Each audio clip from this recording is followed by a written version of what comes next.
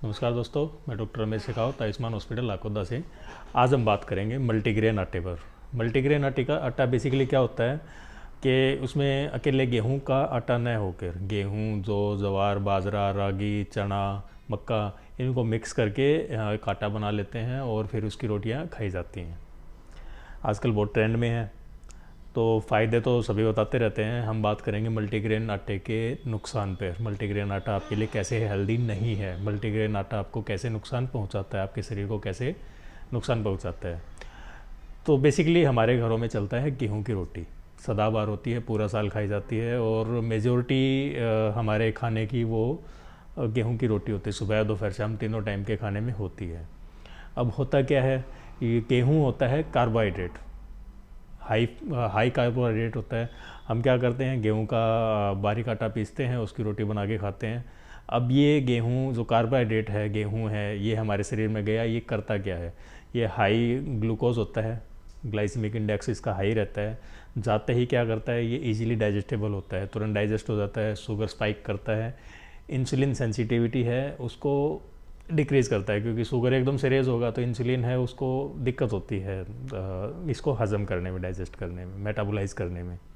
ठीक है, तो जितना हमारी बॉडी को ज़रूरत होती है उतना हो जाता है डाइजेस्ट, और उसके बाद जो बचता है वो विसरल फैट में, बॉडी फैट, जो बेली फैट, हमारे पेट पे जो चर्बी जमती है, वो मेनली इसी कार्बोहाइड्रेट के बचे हुए जो एनर्जी रहती है वो फैट के तौर पे डिपॉजिट होकर बेली फैट बनाती है।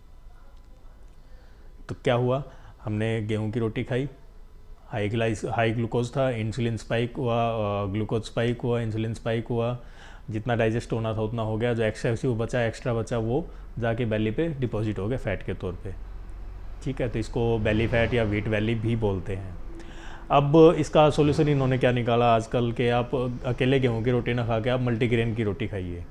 उन्होंने क्या किया, गेहूं के आटे के साथ में बाजरा, चना, जवार, रागी, मक्का, इनको मिक्स कर दिया, मल्टीग्रेन आटे की रोटी बनाई और वो आपको खिलाने लग गए। और इसके फ़ायदे बताए कि इससे तुरंत ग्लूकोज स्पाइक नहीं होगा, इसको डाइजेस्ट होने में टाइम लगेगा। बट जो चीज़ उन्होंने नहीं बताई वो मैं बता रहा हूँ।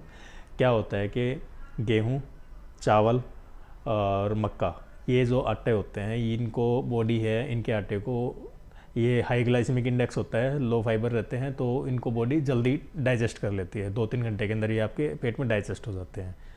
ठीक है, इसके अलावा बाजरा, रागी, चना, ये हाई फाइबर होते हैं और ग्लाइसेमिक इंडेक्स है वो इनका लो रहता है, तो इनको डाइजेस्ट होने में बॉडी को टाइम लगता है।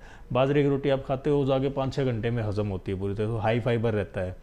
अब दिक्कत कहाँ आती है, हमने मिक्स कर दिया सबकी रोटी बना के हमने खाई, उसमें गेहूं भी गया, चावल भी गया, मक्का भी गया, बाजरा भी गया, रागी भी गई, चना भी गया।